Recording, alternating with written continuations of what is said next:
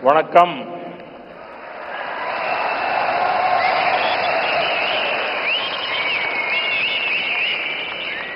मंच पर विराजमान तमिलनाडु के राज्यपाल आर.एन. रवि जी, केंद्रीय मंत्रिमंडल में मेरे साथी एल. मुरुगन जी, तमिलनाडु एग्रीकल्चर यूनिवर्सिटी के पूर्व कुलपति डॉक्टर के. रामासामी जी, अलग अलग कृषि संगठनों से आए गणमान्य सभी महानुभाव, अन्य उपस्थित जनप्रतिनिधिगण, मेरे प्यारे किसान भाइयों और बहनों और देश भर में डिजिटल टेक्नोलॉजी के माध्यम से लाखों किसान हमारे साथ जुड़े हुए हैं। मैं यहां से उनको भी वणक्कम कहता हूं, नमस्कार कहता हूं। और सबसे पहले मैं आपकी भी और देश भर में जमा हुए मेरे किसान भाई बहनों की भी क्षमा मांगता हूं। मुझे आने में करीब करीब 1 घंटा देरी हो गई, क्योंकि मैं आज पुट्टपर्ती में सत्य साईं बाबा के कार्यक्रम में था, लेकिन वहां कार्यक्रम थोड़ा लंबा चल गया तो मुझे आने में विलंब हुआ। आप सबको जो असुविधा हुई, देश भर में मैं देख रहा हूं काफी लोग बैठे हैं, इसके लिए मैं आप सबकी क्षमा मांगता हूं। மேடையில் வீற்றிருக்கும் தமிழ்நாட்டின் ஆளுநர் ஆர்.என். ரவி அவர்களே, மத்திய அமைச்சரவையின் என்னுடைய சகாவான எல். முருகன் அவர்களே, தமிழ்நாட்டின் வேளாண் பல்கலைக்கழகத்தின் முன்னாள் துணைவேந்தர் முனைவர் கே. ராமசாமி அவர்களே, பல்வேறு விவசாய அமைப்புகளை சார்ந்த மதிப்பிற்குரிய மக்களே, வந்திருக்கின்ற மக்கள் பிரதிநிதிகளே, சகோதர சகோதரிகளே, வணக்கம். வணக்கம் உங்களுக்கு மட்டுமல்ல, இங்கு டிஜிட்டல் வழியாக பல்வேறு விவசாயிகள், நாட்டு மக்கள் எல்லோரும் இதை கண்டுகொண்டிருக்கின்றார்கள். அவர்களுக்கும் இந்த நாட்டு மக்களுக்கும் என்னுடைய நல்வணக்கங்களை தெரிவித்துக் கொள்கிறேன். மேலும் உரையை துவங்குவதற்கு முன்பாக உங்கள் அனைவரிடமும் சரி, நாட்டு மக்களிடமும் சரி, குறிப்பாக விவசாயிகளிடம் நான் என்னுடைய மன்னிப்பை கோர விரும்புகின்றேன். தவிர்க்க இயலாத ஒரு நிலையாக புட்டபர்த்தியிலே எனக்கு சற்று கால தாமதம் ஆகியபடியால் இங்கே உங்களை தாமசிக்க வேண்டி வந்திருக்கிறது. அதற்காகவும் உங்கள் மன்னிப்பினை நான் கோருகின்றேன். मैं जब पांडियन जी का भाषण सुन रहा था, मुझे लग रहा था अच्छा होता किसी ने मुझे बचपन में तमिल सिखाई होती तो मैं आज उस स्पीच का इतना आनंद ले सकता था, लेकिन मुझे वो सौभाग्य नहीं मिला।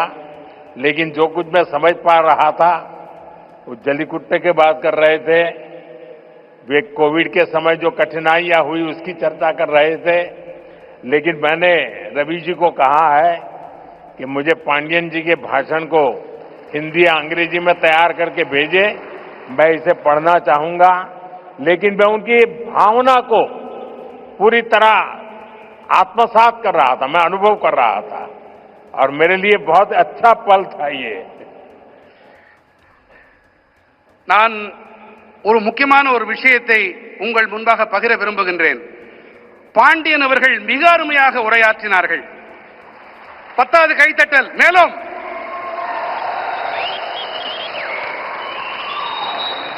அவருடைய உரையை தமிழிலே இருந்ததால் என்னால் முழுமையாக புரிந்து கொள்ள முடியவில்லை. சிறுவயதில் நான் தமிழையும் கற்றிருக்கலாமே என்று அடிக்கடி நினைப்பதுண்டு. இன்று பாண்டியன் அவர்களுடைய உணர்வுமயமான இந்த உரை, அந்த முழுமையாக அதை புரிந்து கொள்ள முடியவில்லை என்றாலும் அந்த உணர்வு என்னை தொட்டது. மாண்புமிகு ஆளுநர் ரவி ஐயா அவர்களிடம் நான் விண்ணப்பித்திருக்கிறேன். பாண்டியன் அவர்கள் ஐயாவுடைய உரையை அதனை ஹிந்தி மொழியிலே அல்லது ஆங்கிலத்திலே மொழியாக்கம் செய்து எனக்கு தெரிவித்துக் கொடுக்குமாறு அவரிடம் விண்ணப்பித்திருக்கிறேன். जब मैं यहां मंच पे आया तो मैं देख रहा था काफी किसान भाई बहन वो अपना गमछा घुमा रहे थे, तो मुझे लग रहा था कि बिहार की हवा मेरे आने से पहले पहुंच गई है। நான் இங்கே மேடையிலே வந்தபோது பல விவசாய வேளாண் குடிமக்கள் தங்களுடைய மேல் துண்டை அவர்கள் சுழற்றிக் கொண்டிருந்தார்கள். பீகாருடைய காற்று இங்கேயும் வீசுகிறதோ என்று என் மனம் அவாவியது.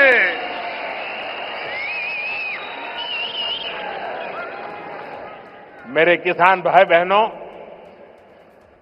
कोयम्बटूर की इस पावन धरती पर सबसे पहले मैं मरुदमलई के भगवान मुरुगन को प्रणाम करता हूं। कोयम्बटूर कल्चर, कंपैशन और क्रिएटिविटी की भूमि है।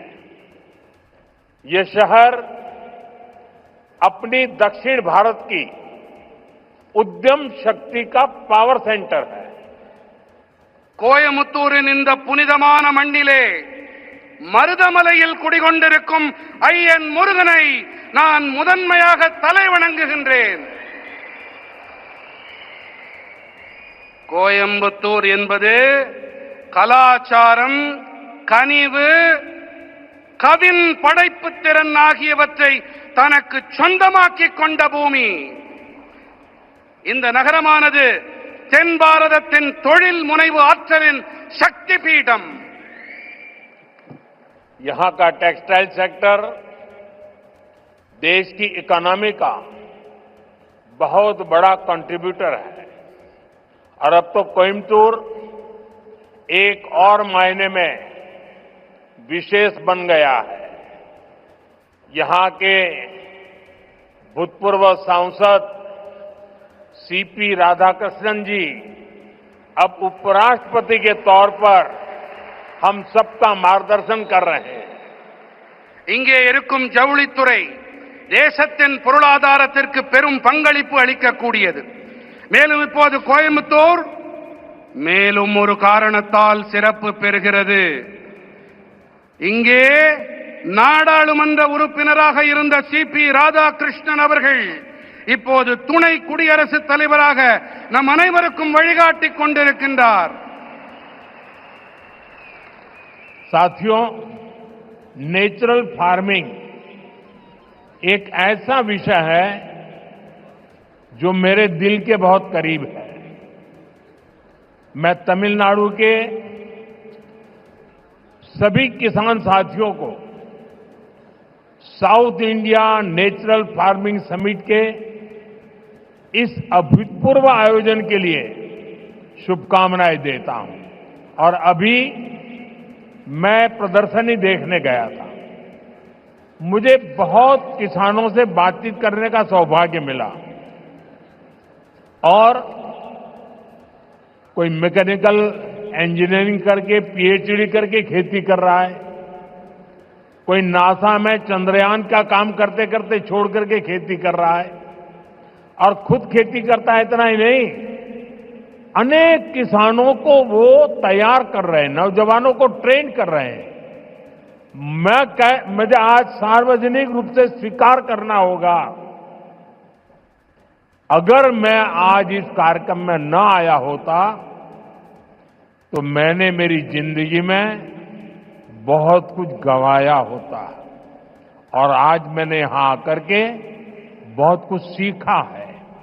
मैं अब मन से तमिलनाडु के किसानों की जो हिम्मत है, परिवर्तन को स्वीकार करने की उनकी जो ताकत है, उसको 100 सलाम करता हूं।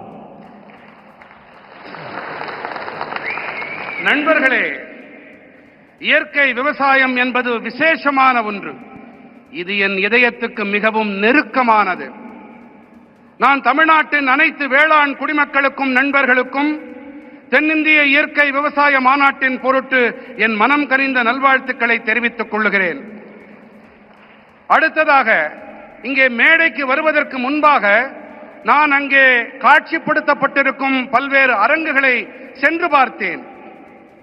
ஒருவர் இயந்திர பொறியியலில் முனைவர் பட்டம் பெற்ற பிறகு விவசாயத்திற்கு வந்திருக்கிறார். ஒருவர் இஸ்ரோவை விட்டுவிட்டு அந்த வேலையை விட்டுவிட்டு இங்கே வேளாண் தொழிலை புரிய வந்திருக்கின்றார். இவர்களுடைய இந்த பணி கருத்தூக்கம் அளிக்க வல்லது. இவர்கள் மட்டும் கருத்தூக்கம் தங்களுக்கு அளித்துக் கொள்ளவில்லை, இவர்கள் மற்றவர்களுக்கும் உத்வேகம் அளிக்கின்றார்கள், அவர்களுக்கும் பயிற்சி அளித்து வேளாண் தொழிலை முன்னெடுத்து செல்லுகின்றார்கள், புதிய புதிய உத்திகளையும் வழிமுறைகளையும் கைக்கொண்டு. ஒருவேளை நான் இங்கே வாராது போயிருந்தால் நான் பல விஷயங்களை தெரிந்து கொள்ளாமல் போயிருப்பேன், என்னுடைய கற்றல் குறைந்து போயிருக்கும். இந்த வேளையிலே நான் தமிழ்நாட்டின் வேளாண் பெருமக்களுக்கு என்னுடைய மனம் நிறைந்த பாராட்டுக்களை உங்களுடைய துணிச்சலுக்காக காணிக்கையாக்குகின்றேன். यहां किसान भाई बहन, एग्रीकल्चर साइंटिस्ट, इंडस्ट्री से जुड़े साथी, स्टार्टअप और इनोवेटर्स सब एक साथ जुटे हैं. मैं आप सभी का बहुत बहुत अभिनंदन करता हूं. இங்கே வேளாண் சகோதர சகோதரிகளும் விவசாய அறிவியலாளர்களும் தொழில் துறையோடு இணைந்த நண்பர்களும் ஸ்டார்ட் அப்புகளும் புதுமைகள் கண்டுபிடிப்பாளர்களும் ஒன்றாக இணைந்திருக்கின்றார்கள். நான் உங்கள் அனைவருக்கும் என் வாழ்த்துக்களை தெரிவித்துக் கொள்ளுகின்றேன். साथियों, आने वाले वर्षों में मैं भारत की खेती में कई बड़े बदलाव होते देख रहा हूं. भारत नेचुरल फार्मिंग का ग्लोबल हब बनने के रास्ते पर है. हमारी बायोडायवर्सिटी एक नया आकार ले रही है. देश के युवा भी अब एग्रीकल्चर को एक मॉडर्न स्केलेबल अपॉर्चुनिटी के रूप में देख रहे हैं. इससे देश की रूरल इकोनॉमी को बहुत बड़ी ताकत मिलने जा रही है. நண்பர்களே, வரவிருக்கின்ற ஆண்டுகளிலே பாரதத்தின் வேளாண் துறையில் பல பெரிய மாறுதல்கள் ஏற்படவிருப்பதை நான் காண்கின்றேன். பாரதம் இயற்கை விவசாயத்தின் உலகளாவிய மையப்புள்ளியாக ஆகும் பாதையிலே பயணிக்க தொடங்கி இருக்கின்றது. நம்முடைய உயிரி பன்முகத்தன்மை ஒரு புதிய வடிவத்தை எடுத்து வருகின்றது. தேசத்தின் இளைஞர்களும் கூட இப்போது விவசாயத்தை நவீனமானதாகவும் அளவிடக்கூடிய சந்தர்ப்பமாகவும் காணத் தொடங்கி இருக்கின்றார்கள். முக்கியமாக இதனால் ஊரக பகுதி பொருளாதாரம் மேம்படும் என்பதை அறுதியிட்டு என்னால் சொல்ல முடியும். मेरे किसान भाई बहनों, बीते 11 वर्षों में देश के पूरे कृषि सेक्टर में बहुत बड़ा परिवर्तन हुआ है. हमारा एग्रीकल्चरल एक्सपोर्ट करीब करीब 2 गुना हुआ है. खेती को आधुनिक बनाने के लिए सरकार ने किसानों को मदद देने का हर रास्ता खोला है. நண்பர்களே, கடந்த 11 ஆண்டுகளிலே தேசத்தின் ஒட்டுமொத்த வேளாண் துறையிலும் ஒரு மிகப்பெரிய மாற்றம் ஏற்பட்டிருக்கின்றது. நம்முடைய வேளாண் ஏற்றுமதி கிட்டத்தட்ட இரட்டிப்பாகி இருக்கிறது. விவசாயத்தை நவீனப்படுத்த அரசாங்கம் விவசாயிகளுக்கு உதவி புரிய தேவையான அனைத்து வழிகளையும் திறந்து விட்டிருக்கின்றது. किसान क्रेडिट कार्ड अकेले केसीसी से ही इस साल किसानों को 10 लाख करोड़ रुपए से ज्यादा की मदद दी गई है. ये 10 लाख करोड़ आंकड़ा बहुत बड़ा है. 7 साल पहले पशुपालकों और मछली पालकों को केसीसी की सुविधा मिलने के बाद वो भी इसका जमकर लाभ उठा रहे हैं. बायो फर्टिलाइजर पर जीएसटी कम होने से भी किसानों को बहुत फायदा हुआ है। விவசாயிகள் கடன் அட்டை மூலமாக மட்டுமே இந்த ஆண்டு விவசாயிகளுக்கு 10,000 கோடி ரூபாய்க்கும் அதிகமான உதவிகள் அளிக்கப்பட்டிருக்கின்றன. 7 ஆண்டுகளுக்கு முன்பாக கால்நடை பராமரிப்பாளர்களுக்கும் மீன் வளர்ப்பாளர்களுக்கும் இந்த விவசாய கடன் அட்டை வசதி கிடைத்த பிறகு அவர்களும் கூட இதனால் நிறைவான பலன்களை பெற்று வருகின்றார்கள். உயிரி உரங்கள் மீதான ஜிஎஸ்டி வரியை குறைக்கப்பட்டதாலும் விவசாயிகளுக்கு அதிக ஆதாயங்கள் கிடைத்திருக்கின்றன. साथियों, अभी कुछ ही देर पहले इसी मंच से हमने देश के किसानों को पीएम किसान सम्मान निधि की अगली किस्त जारी की है। देश के कोने कोने में किसानों को 18,000 करोड़ रुपए ट्रांसफर हुए हैं। यहां तमिलनाडु के भी लाखों किसानों के खाते में पीएम किसान सम्मान निधि के पैसे पहुंचे हैं। நண்பர்களே, இப்போது சற்று நேரம் முன்பாக இந்த மேடையிலிருந்து தேசத்தின் விவசாயிகளுக்கு பிரதம மந்திரி விவசாயிகள் கௌரவ கொடையின் அடுத்த தவணை கொண்டு சேர்க்கப்பட்டது. தேசத்தின் அனைத்து மூலைகளில் இருக்கும் விவசாயிகளுக்கும் 18,000 கோடி ரூபாய் பரிமாற்றம் செய்யப்பட்டிருக்கின்றது. இங்கே தமிழ்நாட்டிலும் கூட பல லட்சம் விவசாயிகளின் வங்கிக் கணக்குகளிலும் பிரதம மந்திரி விவசாயிகள் கௌரவ கொடை அளிக்கப்பட்டிருக்கிறது. साथियों, अब तक इस योजना के तहत देश के छोटे किसानों को 4 लाख करोड़ रुपए की राशि सीधे उनके बैंक खाते में भेजी जा चुकी है। ये राशि किसानों के खेती से जुड़े अनेक कामों को पूरा करने का माध्यम बनी है। मैं इस योजना के लाभार्थी करोड़ों किसान भाई बहनों को बहुत बहुत शुभकामनाएं देता हूं। நண்பர்களே, இதுவரை இந்த திட்டத்திற்கு உட்பட்டு தேசத்தின் சிறு விவசாயிகளுக்கு 4 லட்சம் கோடி ரூபாய் தொகை நேரடியாக அவர்களுடைய வங்கிக் கணக்குகளிலே செலுத்தப்பட்டாகிவிட்டது. இந்த தொகை விவசாயத்தோடு தொடர்புடைய பல்வேறு பணிகளை நிறைவேற்றிக் கொள்ளும் சாதனமாக விவசாயிகளுக்கு பயனளிக்கிறது. இந்த திட்டத்தால் பயனடைந்த கோடிக்கணக்கான விவசாயிகளுக்கு நான் என் நல்வாழ்த்துக்களை தெரிவித்துக் கொள்ளுகின்றேன். वहां पीछे 2 बालिकाएं प्ले कार्ड लेकर कब से खड़ी है, हाथ उनके थक जाएंगे। मैं सिक्योरिटी के लोगों से कहूंगा कि वो लेकर के, शायद मेरे लिए लेके आई है, वो लेकर के मुझे दे दीजिए और आपका जो कुछ भी मैसेज होगा मैं उसको बड़ी गंभीरता से लूंगा। அங்கே கூட்டத்திலே ஒரு சிறுவன் கையிலே ஒரு பதாகையை ஏந்தி கொண்டிருக்கின்றான். அந்த குழந்தையிடமிருந்து பாதுகாப்பு அமைப்பை சேர்ந்தவர்கள் அவர்கள் அந்த பதாகையை வாங்கி கொண்டு வாருங்கள். கண்ணா, அதுல என்ன எழுதியிருக்கோ அதை நான் சீரியஸா எடுத்துக்கிறேன், அதை கருத்துல கொள்றேன் அப்படிங்கறத நான் தெரிவிச்சுக்கிறேன். उसको जरा कलेक्ट करके मेरे पास पहुंचा दीजिए. அதை யாராவது கொஞ்சம் சேகரிச்சுட்டு இங்க கொண்டு வாங்க. साथियों, थैंक यू बेटा, आप कब से हाथ ऊपर करके खड़े थे. साथियों, கண்ணா ரொம்ப நேரமா கைய அதை தூக்கிட்டே நின்னுட்டு இருந்த, ரொம்ப ரொம்ப நன்றி உனக்கு.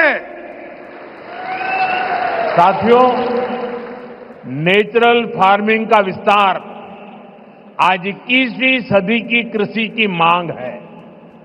बीते कुछ सालों में मांग बढ़ने के कारण खेतों में एग्रीकल्चर से जुड़े कई सेक्टर्स में केमिकल्स का इस्तेमाल तेजी से बढ़ा है. நண்பர்களே, இயற்கை வேளாண்மையின் விரிவாக்கம் என்பது இன்று 21ஆம் நூற்றாண்டு வேளாண்மையின் தேவை. கடந்த சில ஆண்டுகளிலே தேவையின் அதிகரிப்பு காரணத்தாலே வயல்களிலே விவசாயத்தோடு தொடர்புடைய பல துறைகளிலே ரசாயனங்களின் பயன்பாடு விரைவாக அதிகரித்து வருகின்றது. केमिकल फर्टिलाइजर्स और पेस्टिसाइड्स के ज्यादा इस्तेमाल के कारण सॉइल फर्टिलिटी गिर रही है, सॉइल मॉइस्चर पर असर पड़ रहा है और इन सबके साथ फार्मिंग की कॉस्ट पर हर साल वो बढ़ती ही जा रही है। इसका सॉल्यूशन क्रॉप डाइवर्सिफिकेशन और नेचुरल फार्मिंग से ही संभव है। ரசாயன உரங்கள், பூச்சிக்கொல்லிகள் ஆகியவை அதிக அளவிலான பயன்படுத்தல் காரணமாக நிலத்தின் வளம் வீழ்ச்சியடைகிறது, மண்ணின் ஈரத்தன்மைக்கு பாதிப்பு ஏற்படுகிறது. மேலும் இவை அனைத்தோடு விவசாயத்தின் செலவினமும் ஒவ்வொரு ஆண்டும் அதிகரித்துக் கொண்டே இருக்கின்றது. இதற்கான தீர்வு என்னவென்று சொன்னால், பயிர்களின் பன்முகத்தன்மை மற்றும் இயற்கை வேளாண்மை மட்டுமே. साथियों, हमारी मिट्टी की फर्टिलिटी और क्रॉप में न्यूट्रिशनल रिवाइवल के लिए हमें नेचुरल फार्मिंग के रास्ते पर बढ़ना ही होगा। ये हमारा विजन भी है और हमारी जरूरत भी है। तभी जाकर हम अपनी आने वाली पीढ़ियों के लिए अपनी बायोडायवर्सिटी को संरक्षित रख पाएंगे। நண்பர்களே, நம்முடைய மண்ணின் வளத்தை பொருட்டும் பயிர்களின் ஊட்டச்சத்தின் மீள் உயிர்ப்பின் பொருட்டும் நாம் இயற்கை வேளாண்மை பாதையிலே முன்னேறியே ஆக வேண்டும். இதுவே நம்முடைய தொலைநோக்கு, இது நம்முடைய அத்தியாவசிய தேவையும் கூட. அப்போதுதான் நாம் நமது வரவிருக்கும் தலைமுறையினருக்கு நமது உயிரி பன்முகத்தன்மையை பாதுகாத்து அளிக்க முடியும். नेचुरल खेती हमें क्लाइमेट चेंज, मौसम में हो रहे बदलाव का सामना करने में मदद करती है। यह हमारी मिट्टी की सेहत को स्वस्थ रख सकती है और इससे लोगों को नुकसान करने वाले केमिकल से भी बचाया जा सकता है। आज का ये आयोजन इसी दिशा में एक बहुत बड़ी भूमिका निभाने जा रहा है। இயற்கை வேளாண்மையானது சூழல் மாற்றம், பருவநிலையில் ஏற்பட்டு வரும் மாற்றத்தை எதிர்கொள்ள நமக்கு பேருதவியாக இருக்கின்றது. இது நமது மண்ணின் நலத்தையும் ஆரோக்கியமாக வைத்திருக்க உதவுகின்றது. மேலும் இதனால் மக்களுக்கு தீங்கு விளைவிக்கும் வேதிப் பொருட்களிலிருந்து தற்காத்துக் கொள்ள முடிகின்றது. இன்றைய இந்த மாநாடு இந்த திசையினிலே மிகப்பெரிய பங்களிப்பை அளிக்க இருக்கின்றது. साथियों, हमारी सरकार भारत के किसानों को नेचुरल फार्मिंग के लिए भी बहुत प्रोत्साहन दे रही है। एक वर्ष पहले केंद्र सरकार ने national mission on natural farming की शुरुआत की थी। इससे लाखों किसान जुड़ चुके हैं। நண்பர்களே, நமது அரசாங்கம் பாரதத்தின் விவசாய பெருமக்கள் இயற்கை வேளாண்மையை மேற்கொள்ள நிறைய ஊக்கமளித்து வருகின்றது. ஓராண்டுக்கு முன்பாக மத்திய அரசு இயற்கை விவசாய தேசிய நோக்கினை தொடங்கி வைத்தது. இதன் காரணமாக லட்சோப லட்சம் விவசாயிகளால் ஒன்றிணைய முடிந்தது. इसका पॉजिटिव इंपैक्ट खास तौर पर पूरे दक्षिण भारत पर में दिख रहा है। यहां आज तमिलनाडु में ही करीब 35,000 हेक्टेयर लैंड पर ऑर्गेनिक और नेचुरल फार्मिंग हो रही है। இது ஏற்படுத்திய ஆக்கப்பூர்வமான தாக்கத்தை குறிப்பாக மொத்த தென் பாரதத்திலும் நன்கு காண முடிகிறது. இங்கே தமிழ்நாட்டிலும் கூட சுமார் 35,000 ஹெக்டேர் அளவு நிலத்தில் இயற்கை வேளாண்மை மேற்கொள்ளப்பட்டு வருகின்றது. साथियों, नेचुरल फार्मिंग भारत का अपना स्वदेशी विचार है। यह हमने कहीं से इंपोर्ट नहीं किया है, यानी हमारी ट्रेडिशन से जन्मा है। हमारे पूर्वजों ने तपस्या करके इसको तैयार किया है और ये हमारे पर्यावरण के अनुकूल है। நண்பர்களே, இயற்கை வேளாண்மை பாரதத்தின் சொந்தமான சுதேசி கருத்து. இதை நாம் எங்கிருந்தும் யாரிடமிருந்தும் பெறவில்லை, இறக்குமதி செய்யவில்லை. அதாவது இது நமது பாரம்பரியத்தில் பிறந்தது, நம்முடைய சுற்றுச்சூழலுக்கு உவப்பானது, உகந்தது. मुझे खुशी है कि दक्षिण भारत के किसान प्राकृतिक खेती की परंपराओं जैसे पंचगव्य, जीवामृत, बीजामृत, आच्छादन आदि को निरंतर अपनाए हुए हैं। ये परंपराएं मिट्टी का स्वास्थ्य बेहतर रखती हैं, फसलों को केमिकल मुक्त रखती हैं और इनपुट कॉस्ट बहुत कम कर देती है। தென்னிந்தியாவின் விவசாயிகள் இயற்கை வழி வேளாண்மையின் பாரம்பரியங்களான பஞ்சகவ்யம், ஜீவாமிர்தம், பீஜாமிர்தம், ஆச்சாதன் போன்றவற்றை நிரந்தரமாக உள்வாங்கிக் கொண்டிருக்கின்றார்கள் என்பது எனக்கு மட்டற்ற மகிழ்ச்சியை அளிக்கிறது। साथियों, नेचुरल फार्मिंग के साथ हम अगर श्री अन्न, मिलेट्स की पैदावार जोड़ते हैं तो ये भी धरती मां की रक्षा में अहम भूमिका निभाते हैं। நண்பர்களே, இயற்கை வேளாண்மையோடு கூடவே நாம் ஸ்ரீ அன்னம் அதாவது சிறுதானியங்கள் பயிர் செய்வதையும் இணைக்க வேண்டும்। இவை நம்முடைய இந்த பூமித்தாயின் பாதுகாப்பிற்கு சிறப்பான பங்களிப்பினை அளிக்கின்றது। तमिलनाडु में तो भगवान मुरुगन को शहद और श्री अन्न से बने तेनम तिनई मावुम उसका भोग लगाया जाता है।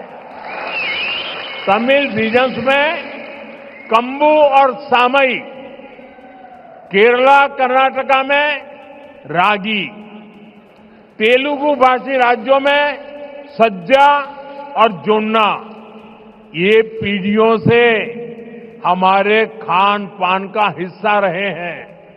நம்முடைய தமிழ்நாட்டிலே முருகப்பெருமானுக்கு தேனும் தினைமாவையும் நிவேதன பொருட்களாக நாம் படைக்கின்றோம்। தமிழ்நாட்டிலே கம்பும் சாமையும், கேரளத்திலே ராகி, தெலுங்கு பேசும் பகுதிகளிலே சஜ்ஜா மற்றும் ஜொன்னா ஆகியவை பல தலைமுறைகளாக நம்முடைய உணவு பழக்கத்தோடு ஒன்று கலந்தவை। हमारी सरकार का प्रयास है कि हमारा ये सुपर फूड दुनिया भर के बाजारों तक पहुंचे और वैश्विक बाजार में इनकी पहुंच बढ़ाने में natural farming, chemical free farming को भी इसकी भी बहुत बड़ी भूमिका है।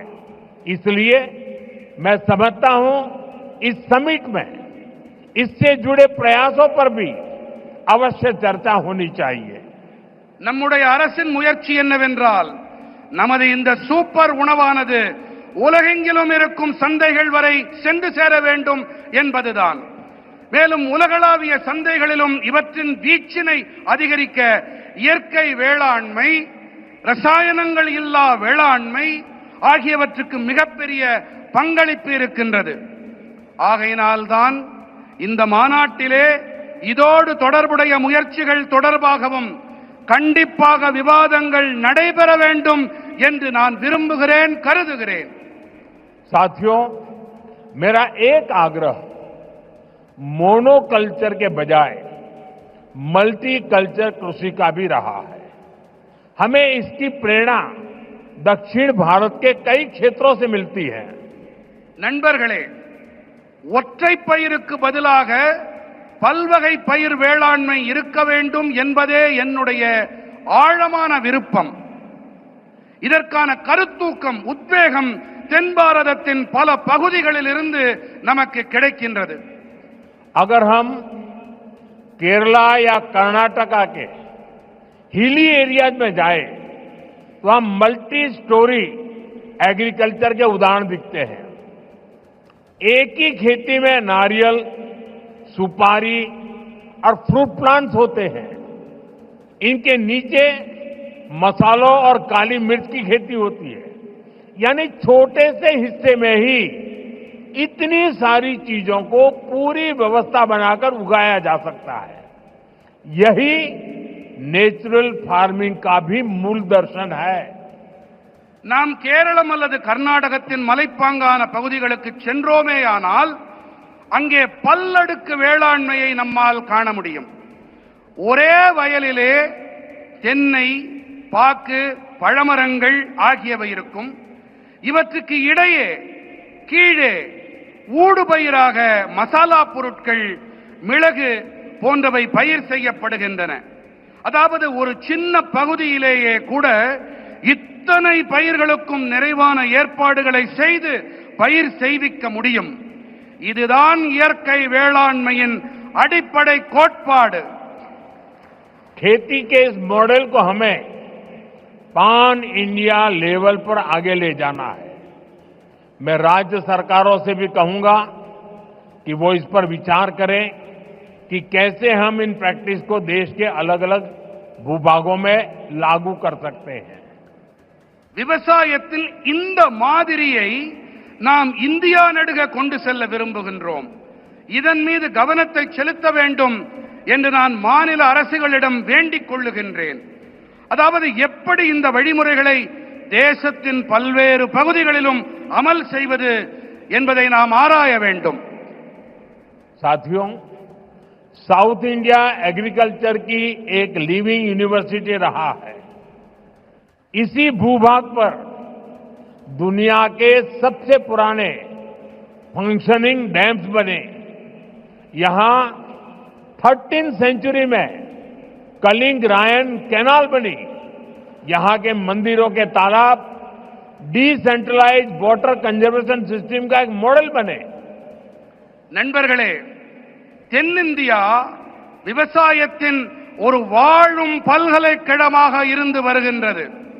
இந்த பகுதியிலே உலகத்தின் மிக பழமையான, இன்றும் கூட செயல்பட்டு வரும் அணைகள் உருவாக்கப்பட்டிருக்கின்றன. இங்கே 13ஆம் நூற்றாண்டைச் சேர்ந்த கலிங்கராயன் கால்வாய் உருவாக்கப்பட்டது. இங்கே இருக்கும் ஆலயங்களில் அமைந்த பரவலாக்கப்பட்ட நீர் பராமரிப்பு முறைகள், குளங்கள், அவை ஒரு மாதிரி ஆயின. इसी धरती ने नदियों के जल को नियंत्रित कर इसे खेती के लिए इस्तेमाल करने का मॉडल दिया. इसी धरती ने हजारों वर्ष पहले इतनी साइंटिफिक वाटर इंजीनियरिंग की है. इसलिए मेरा विश्वास है देश और दुनिया को नेचुरल फार्मिंग में लीडरशिप भी इसी भूभाग से मिलेगी. இந்த மண்ணின் ஓடு நதிகளின் நீரை நெறிப்படுத்தி இதை விவசாயத்திற்காக பயன்படுத்தியது இது ஒரு மாதிரியாக உருவானது. இந்த மண்ணில் ஆயிரக்கணக்கான ஆண்டுகளாக அறிவியல் பூர்வமான நீர் பொறியியல் மேற்கொள்ளப்பட்டு வருகின்றது. அந்த வகையிலே தேசத்திலும் சரி, உலகிலும் சரி, இயற்கை வேளாண்மைக்காக தலைமை ஏற்பு என்றால் அதுவும் கூட இந்த நிலப்பகுதியிலிருந்துதான் கிடைக்கும் என்பது என்னுடைய அசையா நம்பிக்கை. साथियों, विकसित भारत के लिए एक फ्यूचरिस्टिक एग्रीकल्चर इकोसिस्टम बनाने के लिए हम सभी को एक साथ मिलकर काम करना होगा.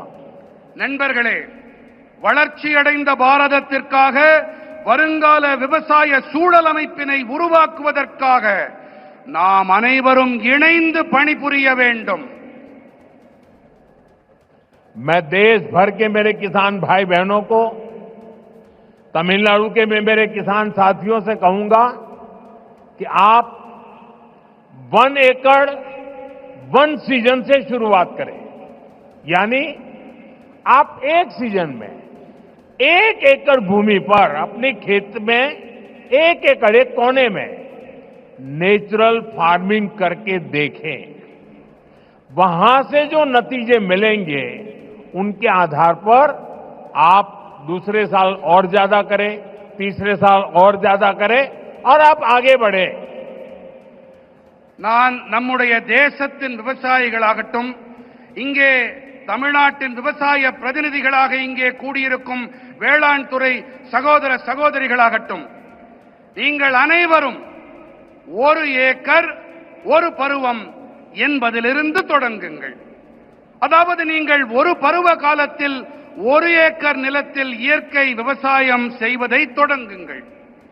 அதிலிருந்து உங்களுக்கு என்ன பலன்கள், என்ன விளைவுகள் கிடைக்கிறதோ அதை பொறுத்து விரிவாக்கம் செய்யுங்கள் என்று நான் என்னுடைய விவசாய சகோதர சகோதரிகளிடம் கேட்டுக்கொள்ளுகின்றேன்.